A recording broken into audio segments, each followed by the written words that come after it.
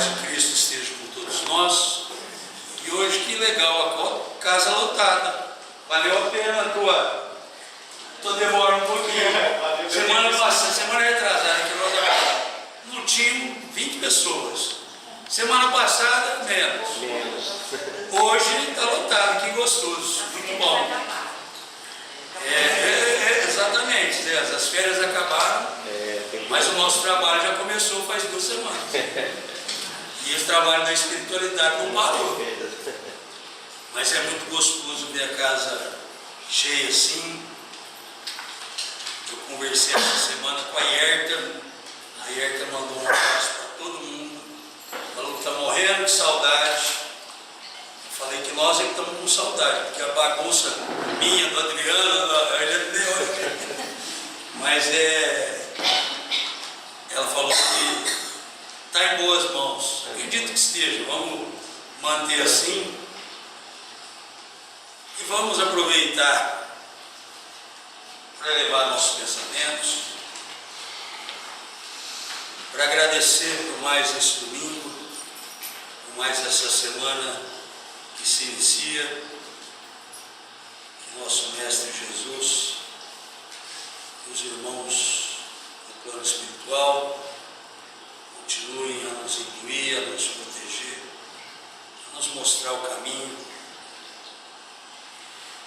e que nós possamos aproveitar a oportunidade que nos é dada, que possamos fazer a nossa parte. Obrigado mais uma vez, meu Pai, por tudo que nos tem proporcionado.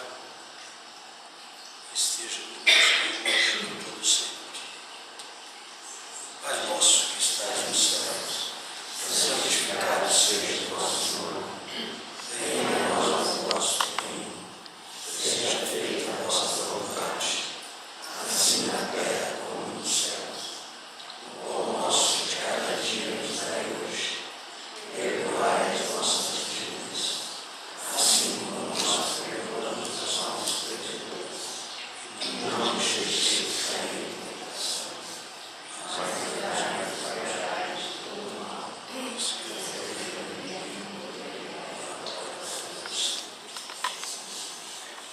Antes de darmos início à palestra de hoje, quero dizer que nós continuamos com as campanhas da casa. A campanha do quilo, a sopa. É muito importante dizer, e isso a Mãe Maria me cobra sempre,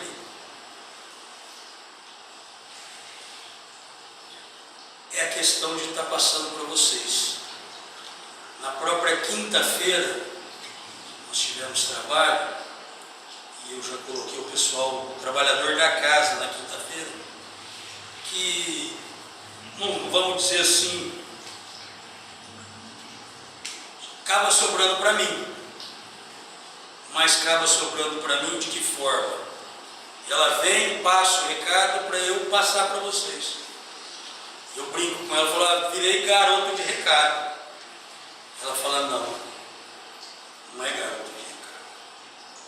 É que eu não posso estar aqui todo momento passando para todos. Então tem que ter alguém para passar para as pessoas. E esse alguém, queira ou não queira, tem que ser você.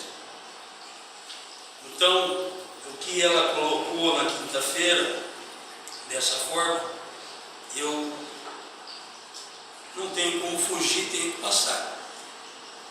É o meu compromisso com a espiritualidade dessa casa. Então, voltando ao assunto da sopa. Se cada um trouxer 1 quilo de cenoura, 1 quilo de tomate, 1 quilo de batata, nunca vai faltar para a nossa sopa, porque não pesa no bolso de ninguém. E já chegou a acontecer nessa casa, no dia da sopa, de não ter mantimento para se fazer a sopa. E foi quando a espiritualidade me intuiu de lançar essa campanha do quilo. Então 1 quilo de cebola, repolho, 1 quilo de tomate. Se cada um trouxer 1 quilo, a união faz muitos quilos e a sopa está garantida. Esse mês de janeiro vai ser o último mês que nós estaremos assistindo a comunidade da Vila Ramos, lá em Schmidt. Nós já fomos em outra comunidade, vamos iniciar outro trabalho de assistência. É com dor no coração, porque a gente acaba pegando amor àquelas pessoas, àquelas crianças, mas o lugar que nós vamos ver é 1000 vezes mais necessitado. São 58 barracos, 58 barracos. Não existe casa.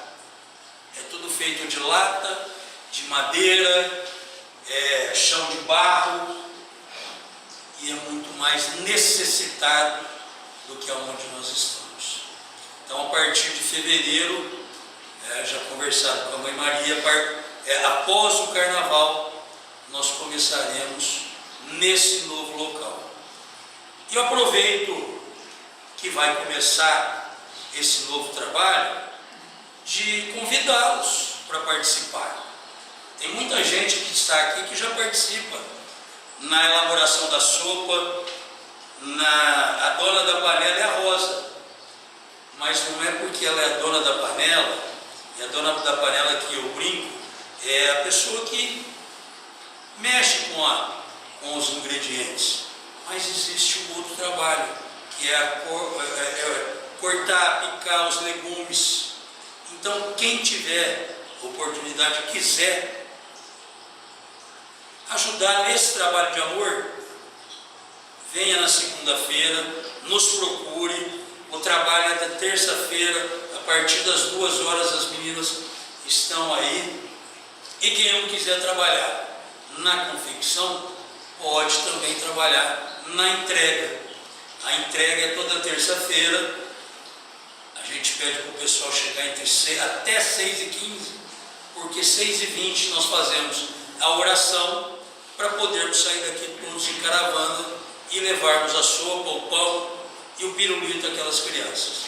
Então, quem tiver interesse em participar, em conhecer, venha na segunda-feira, porque como é um trabalho que é dirigido pela espiritualidade, precisa da autorização deles.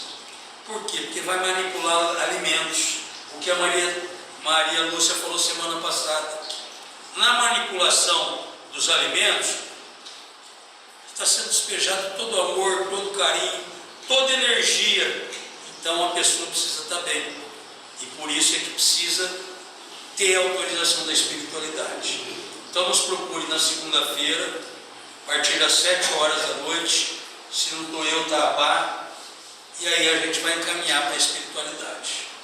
Vamos parar de falar um pouquinho. Carlos Eduardo, é a primeira vez tua na casa, por favor. Nós temos o costume de, antes de iniciarmos as palestras, fazermos um sorteio de um livro para incentivar a leitura. Hoje o próprio nome já fala, ligeirinho, é um livro pequenininho do Chico Xavier e do Emmanuel. É um livrinho de bolso, a pessoa vai para onde for, tem uma mensagem legal. Semana passada o palestrante que ganhou. Se você ganhar hoje, vai falar que é falcado de hoje. Vou sortear alguém daqui. 47. Tem 47? Não, tem menos.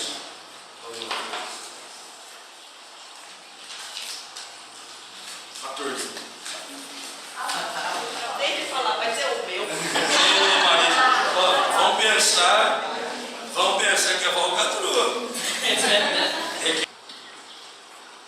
Então, bom dia a todos. A gente está acostumado a falar boa noite, né? Todas as palestras que a gente faz é à noite.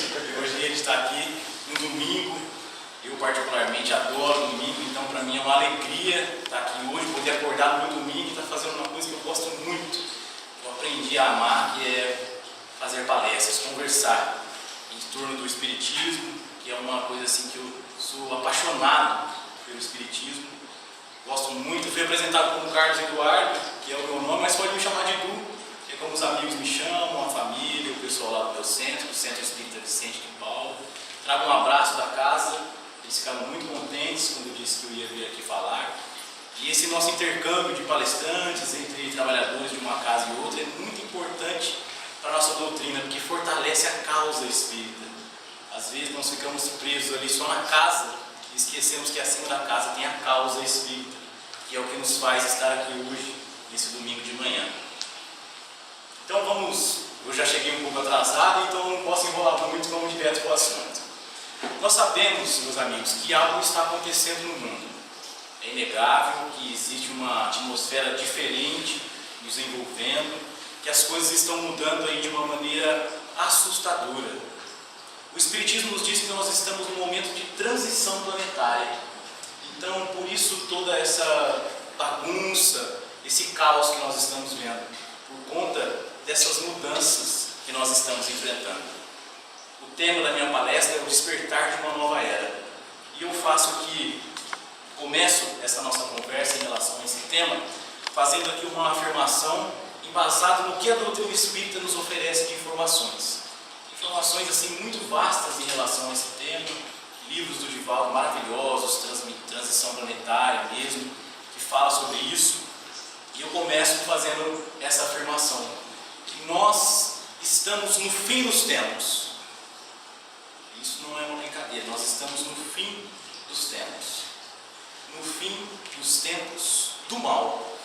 Porque nós estamos vivendo a melhor época da humanidade. Desde todos os tempos. E nós seremos testemunhas da maior transformação moral já vista aqui em nosso planeta. No livro Obras Póstumas, que é até um livro que a gente espírita estuda um pouco ele, né? A gente acaba estudando mais as obras básicas, e esse é um livro muito bacana do Kardec, Obras Póstumas. E ali na mensagem à nova geração, ele diz o seguinte: a terra estremece de alegria, aproxima-se o dia do Senhor.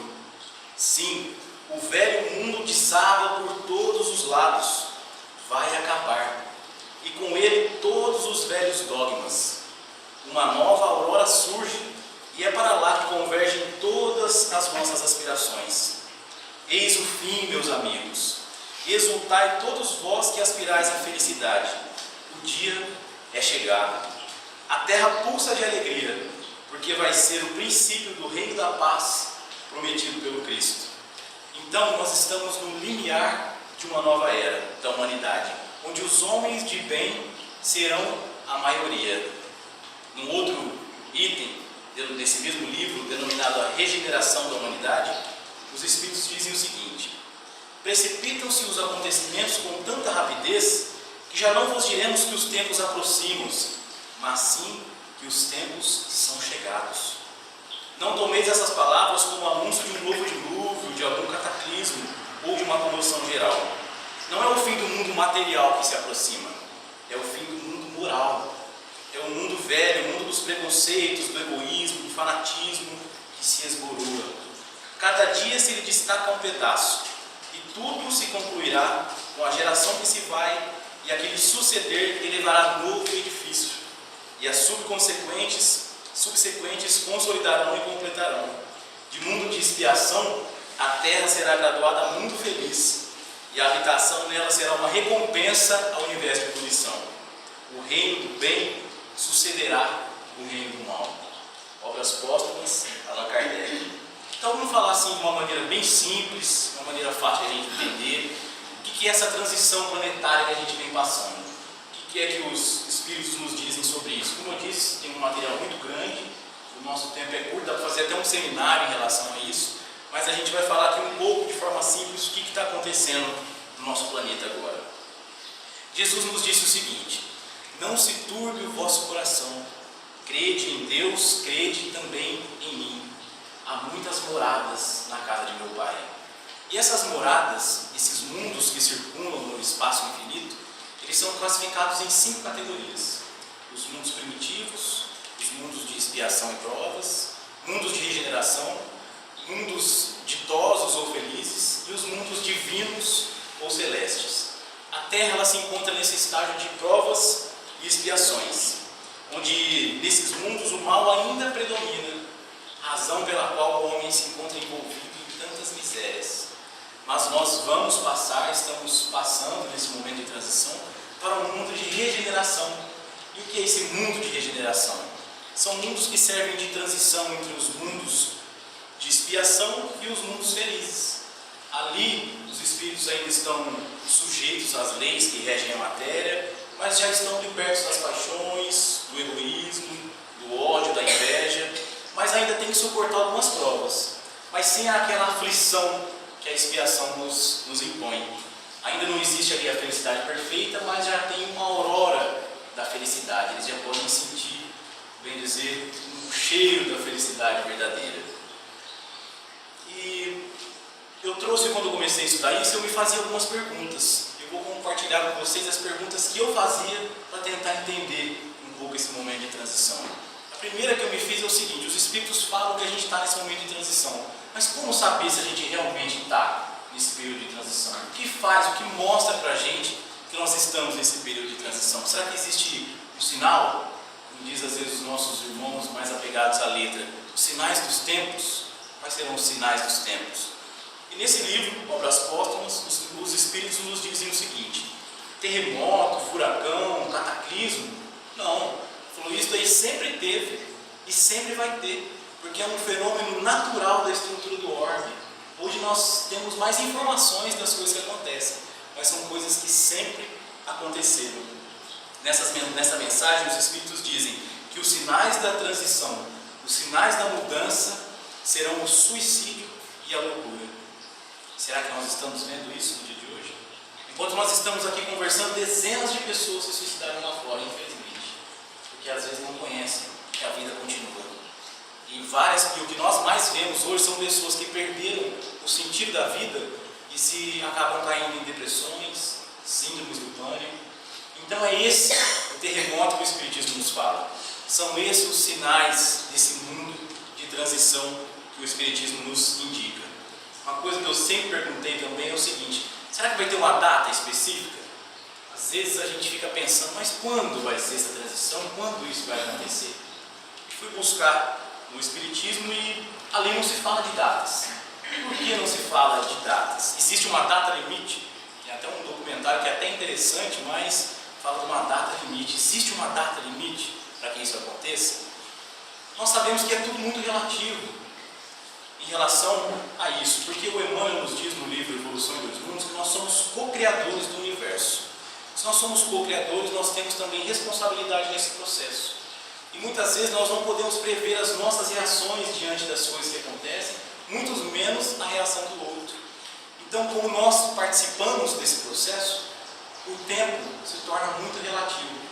E para completar essa questão de que não existe uma data, no Evangelho de Mateus, no capítulo 24 ele fala bastante sobre isso ali, uma conversa. Eu peguei até bem na Bíblia lá para ler o que eles estavam falando ali em relação a isso. E mais especificamente no versículo 36, Jesus diz o seguinte: entretanto, a respeito daquele dia e hora, ninguém sabe, nem os anjos do céu, nem o Filho, senão exclusivamente o Pai.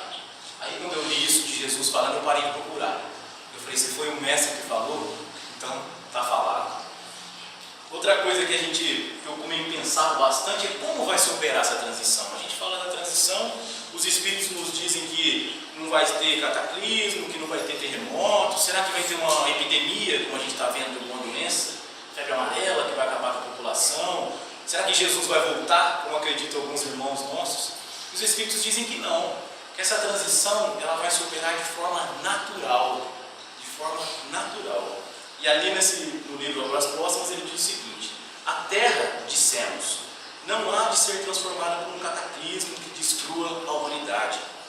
Desaparecerá gradualmente a atual geração e a nova lhe sucederá, sem que nada se altere na ordem natural das coisas.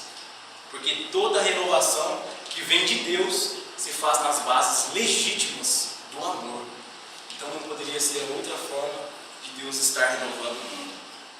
E a doutrina espírita, quando nos fala dessa transição planetária, ela nos diz que nós estamos realizando um trânsito da confiança para o isolamento, do ódio, do medo para a confiança, do ódio para o amor.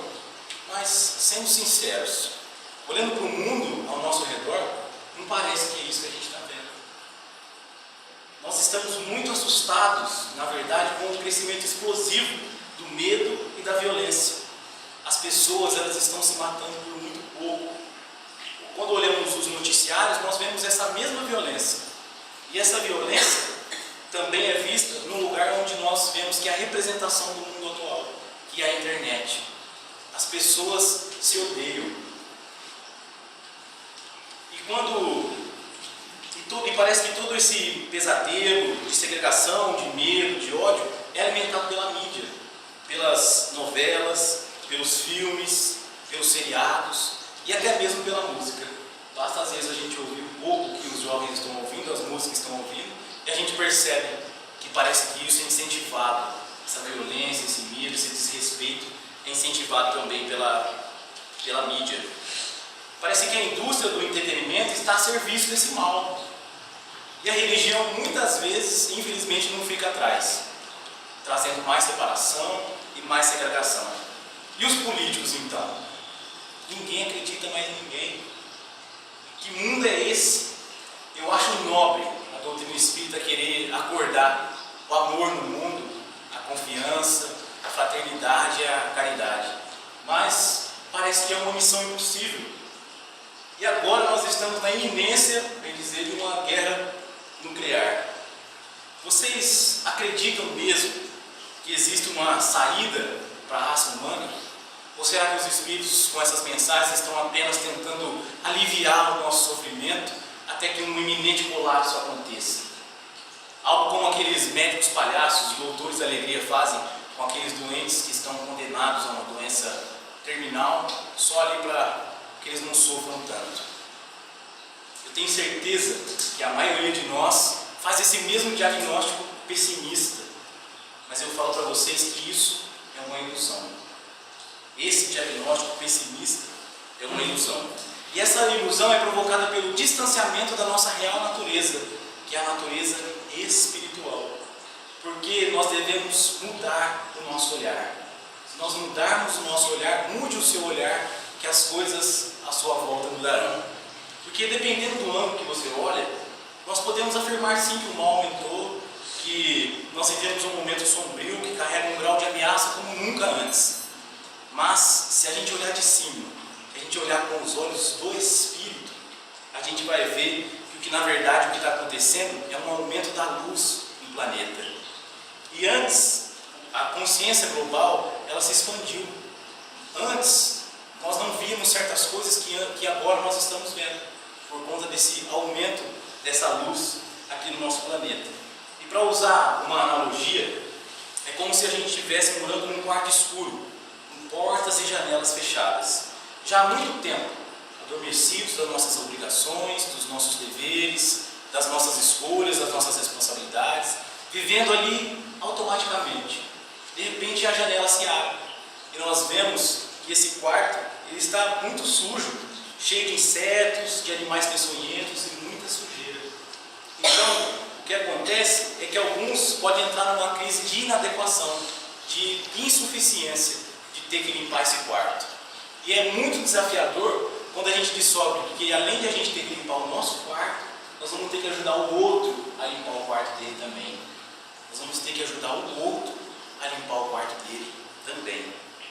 Mas atendemos para o fato que um número muito grande de pessoas está num sono tão profundo que às vezes a abertura dessa janela pode incomodar.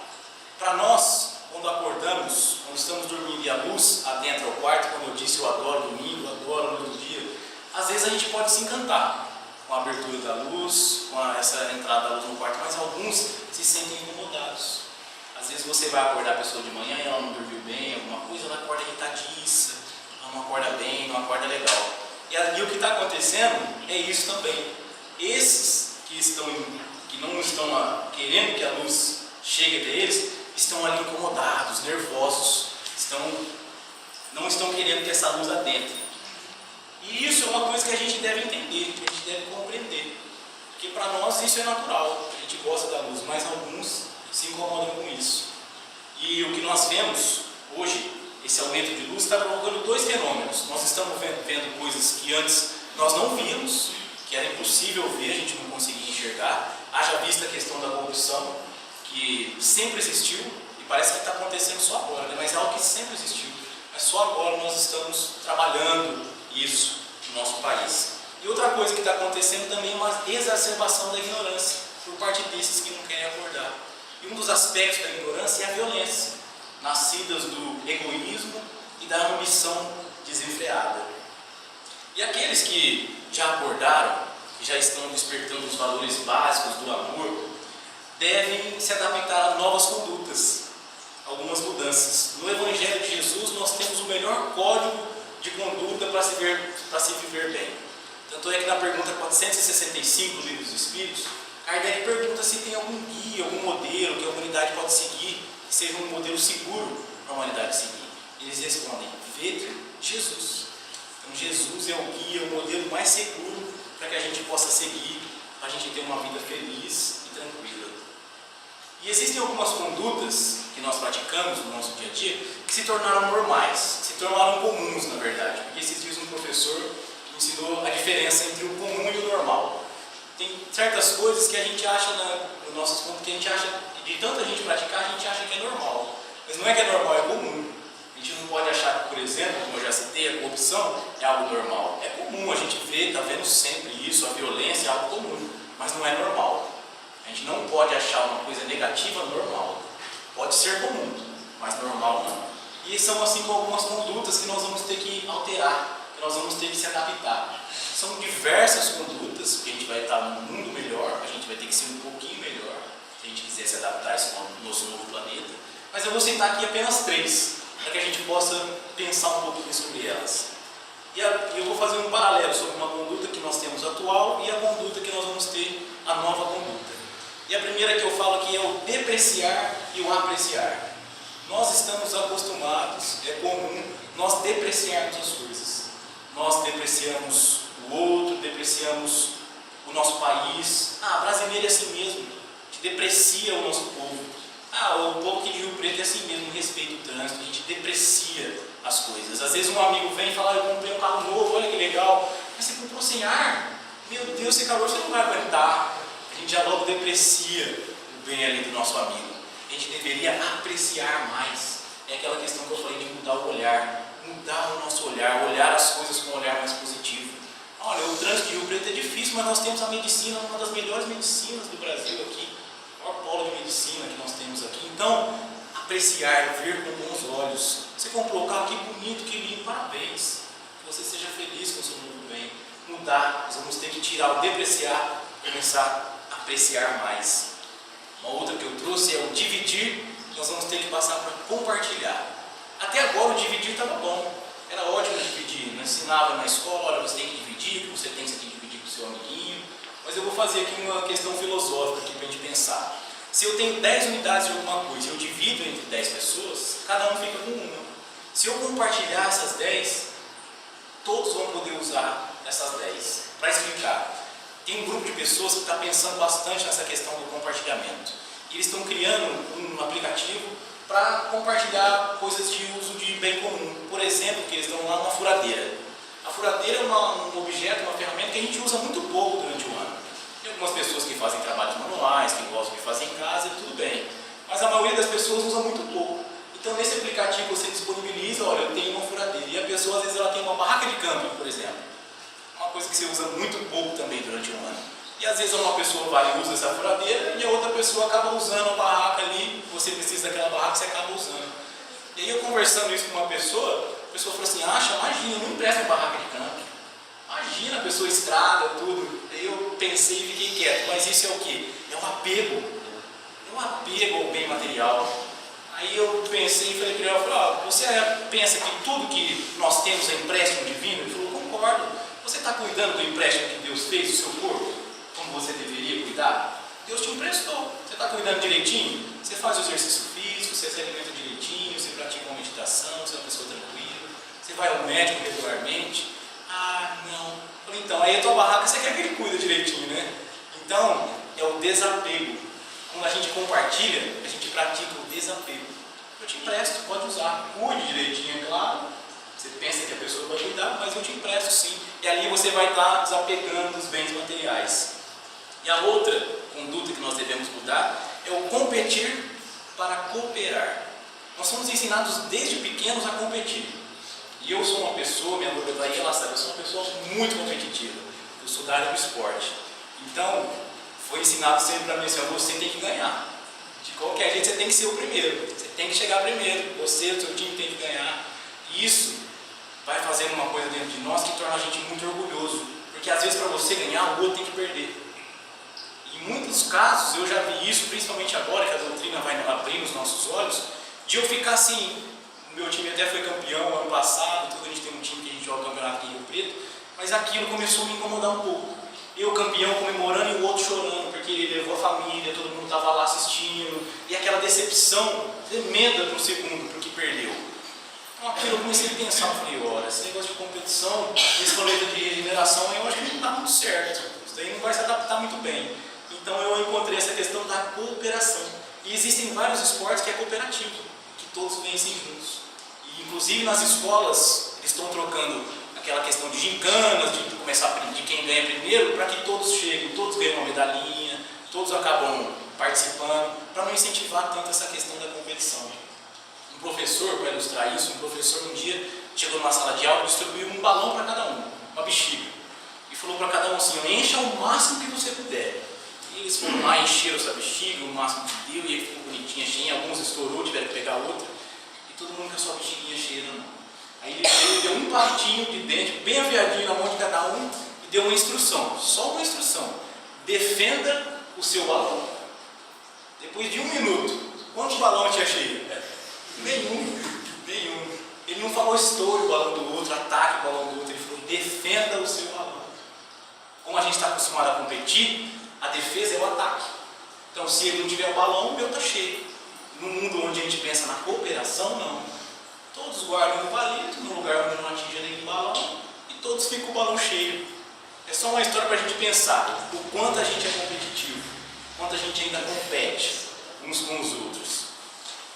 Outra coisa que causa essa ilusão, que parece que está tudo mal, parece que tudo vai mal, que isso é uma ilusão, é o seguinte: a timidez do bem. Na pergunta 932 do Livro dos Espíritos, Kardec pergunta o seguinte: por que no mundo os maus tão frequentemente sobrepujam os bons em influência? E eles falam assim, os Espíritos: pela fraqueza dos bons. Os maus são intrigantes e audaciosos, os bons são tímidos. Quando esses o quiserem, dominarão. Olha lá, a timidez do bem. Então é divulgar o bem, falar do bem, comentar sobre o bem. Às vezes nós ficamos presos naquela questão do a mão direita não sabe o que faz sua direita, ou o contrário, né? E às vezes nós tomamos isso ao pé da letra e não divulgamos, não falamos das coisas que estamos fazendo.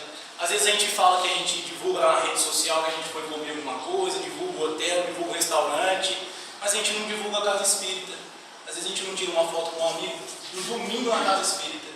Não é isso, não é se aparecer. Tem diferença a gente querer se promover em cima da caridade, não é isso que eu estou falando. É divulgar que o bem está acontecendo. É às vezes um trabalho desse maravilhoso que vocês fazem, mostrar que às vezes existe. Às vezes pode aparecer uma pessoa que tem uma quantidade muito grande de alimento que está sobrando em algum lugar e fala, bom, aquele pessoal lá está fazendo esse trabalho, vou ajudá-los. Então é falar do bem, falar que ele existe. E às vezes, com essa vergonha ou esse medo de querer, eu não posso me aparecer, não posso falar, porque o bem que se faz não se fala para ninguém, né? Tem que ser em segredo. A gente fica com esse segredo, mas o mal não faz segredo. O mal, tudo que acontece, eles falam. Aí uma carreta, que não sei o que lá, a gente manda em todos os grupos do WhatsApp. Washington Luiz está parada, aconteceu tal coisa, a gente manda para todo mundo. Agora, às vezes, um trabalho bom, uma coisa boa que a gente faz, a gente não fala para ninguém. Então, parece que só acontece coisa ruim, mas tem muita coisa boa acontecendo, muita coisa boa acontecendo. Eu tenho ido no Centro Espírita, no ano passado eu fiz 30 palestras, então eu frequentei vários centros da região inteira aqui. E eu costumo chegar antes, no centro, conhecer o trabalho da casa, tudo. Tem trabalhos maravilhosos acontecendo, maravilhosos. É assim, dá orgulho de ver, dá alegria de ver como que as casas espíritas estão atuando nessa questão da fraternidade, da caridade, de ajudar o próximo. Então é algo que a gente deve falar um pouco mais. Falar do bem, deixar de ser tímido, como ele está falando aqui, o Ben é muito tímido. Porque essa velha geração, ela não sairá do trono e nem deixará o bastão sem fazer muita gritaria, muita algazarra. Assim nós vamos ver uma verdadeira pirraça do mal. E é pirraça mesmo, que parece aquela criança que você vai com ela no shopping, de 2 anos você vai com ela no shopping, ela se taca no chão e esperneia, grita e vira aquela correria e alguém, os pais gritam, falam e chamam a bombeira, a polícia, vai vir uma criança de 2 anos fazendo pirraça no chão. A gente já vê, eu passei bastante, a gente vê às vezes uma criança fazendo isso, e o mal está desse jeito. Ele sabe que ele está perdendo espaço, então ele está fazendo aquela algazarra, ele está fazendo aquela gritaria, então parece que está acontecendo um monte de coisa ruim, mas não é, é que eles estão ali tentando fazer barulho mesmo. Porque hoje, até hoje, o mundo foi comandado pelo mal. E eu falar isso que o mundo foi comandado pelo mal não é um discurso diferente daquilo que a doutrina nos fala. E quando a gente fala o mundo foi comandado pelo mal, a gente pensa logo no diabo, né? Aquela figura mitológica, de chifre, rabo, um pé de bode, não sei porque também o preconceito com o pé do bode, mas a gente pensa isso, a gente imagina essa figura mitológica. E o diabo, meus irmãos, somos todos nós. Todos nós nos transformamos em diabo ao longo do dia. Quer ver um lugar de transformação, assim, que é a certeza que a gente se transforma no diabo? É no trânsito. Ali há uma transformação imensa. Por quê? Porque o paradigma do mal é a rua só para mim, para eu chegar primeiro. Eu estou com pressa, ele não sai da frente. Você imagina eu vindo para cá correndo, atrasado, né? Mas ele não sai da frente, eu estou na casa da tua palestra, ele está passeando. É o paradigma do mal, é o egoísmo. É eu primeiro, você depois. E uma regra do trânsito, as regras de trânsito, só existem para que todos cheguem bem e rápido. Para que aquele que está naquela rua passe e para que o outro que está na outra rua também passe. É uma regra assim para que todos possam viver bem. No livro Ação e Reação, o benfeitor Hilário Silva diz o seguinte: sem adentrarmos nos labirintos da filosofia, com todo o respeito que a filosofia nos merece, vamos buscar uma resposta simples para essa questão do bem e do mal. Porque todo aquele que sintoniza com Deus sabe reconhecer o que é o bem e o que é o mal. E ele diz o seguinte, ó, eu achei interessante: o mal é o progresso, o mal é o bem-estar, o mal é a felicidade, o mal é a prosperidade, o mal é tudo de bom, só para mim. E o bem? O bem é o progresso, o bem é a felicidade, o bem é o bem-estar para todos, para todos. Definir o egoísmo como o apego da alma ao próprio bem. Olha que definição bonita de egoísmo. O apego da alma ao próprio bem. Porque não há nada de errado a gente desejar o próprio bem. É um dever a gente desejar o próprio bem. Mas tem horas que a gente tem que ceder. A gente tem que abrir espaço. Que a gente tem que deixar passar. Porque o mundo ditoso, o mundo feliz, é um mundo onde cada um pensa no outro. Então por isso todos vivem imensamente felizes. Como disse meu amigo, 1 quilo de cada um faz um monte. Então é junto. A gente tem que pensar nisso, juntos. E nesse mundo feliz, se pensa assim, sempre no bem comum. E não nos enganemos, a lei divina é a suprema guardiã do bem comum. É por isso que Deus não tem compromisso com favoritismo pessoal com ninguém.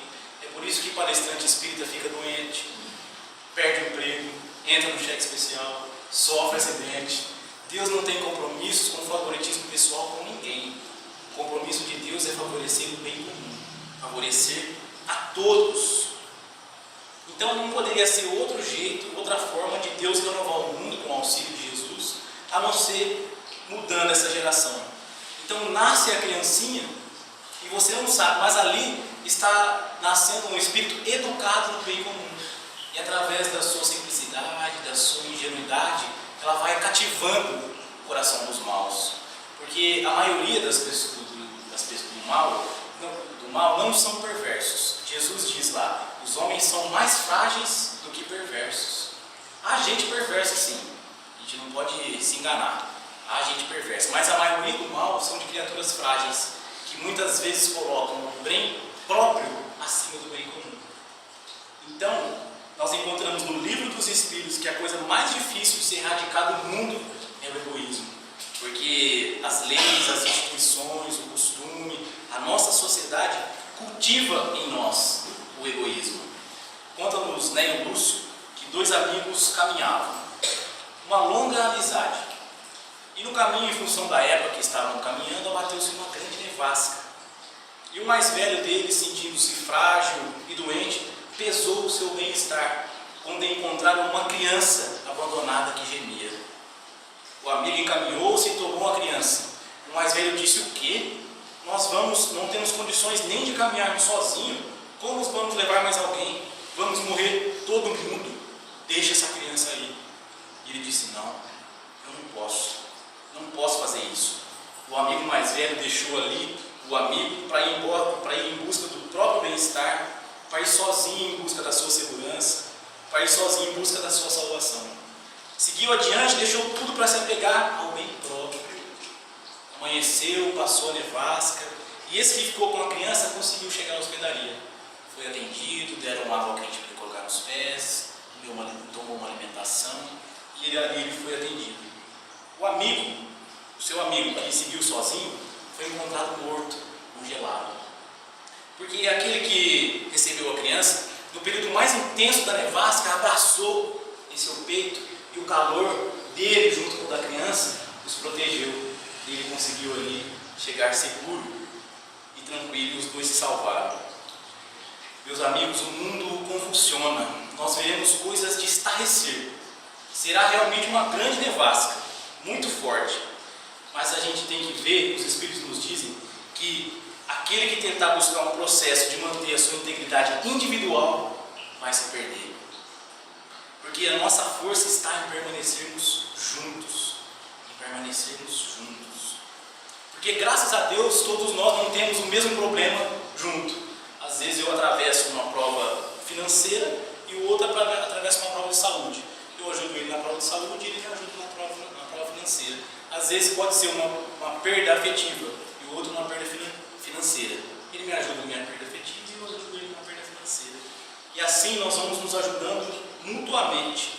Porque juntos, unidos, sempre nós temos tudo. Carinho, afeto, compreensão. Quando a gente compartilha, a gente pode ter tudo. Eu te dou o que eu tenho e você me dá o que você tem. E juntos, caminhando de mãos dadas, nós enfrentaremos todas as expiações que estão na pauta dessa nossa reencarnação. Se Deus quiser, nós vamos passar. Nós temos que passar. Porque o Espiritismo nos traz também uma lição grandiosa da doutrina. Ele diz que o mundo está cheio de injustiça. O mundo está cheio de injustiça, mas não tem nenhum injustiçado. Porque a justiça divina, nos diz Emmanuel, não é o endereço. Então, se chegou para você, é seu.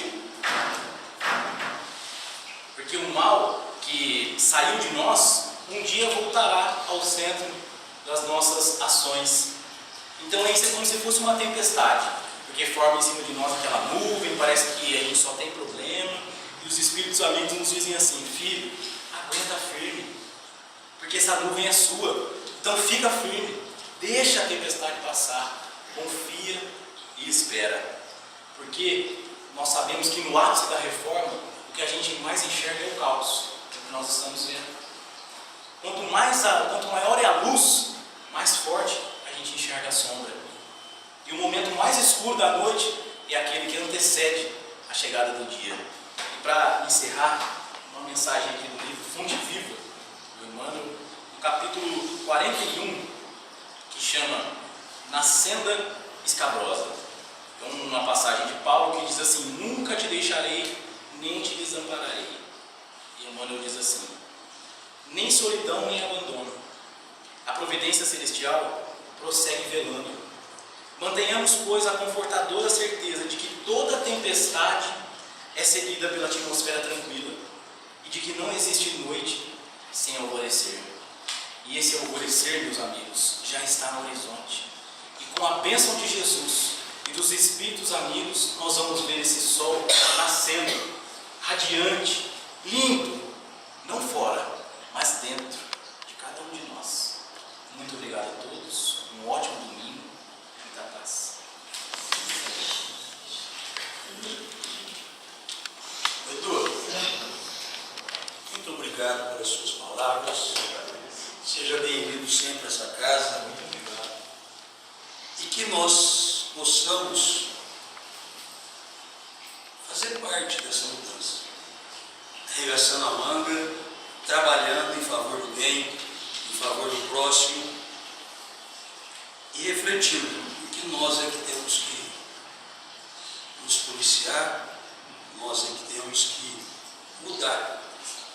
A mudança parte de dentro de nós.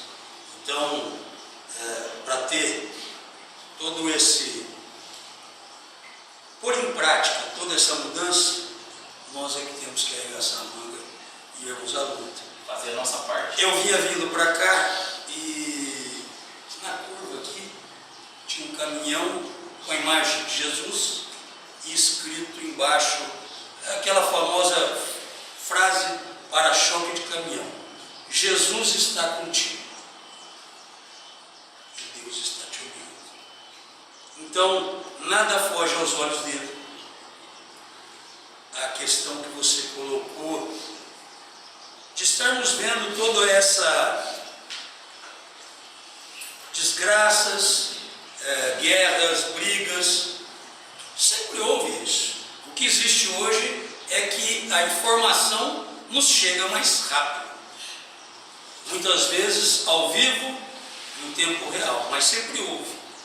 Mas também nunca se teve, como tem agora, ajuda ao assistencialismo, a preocupação com os menos favorecidos.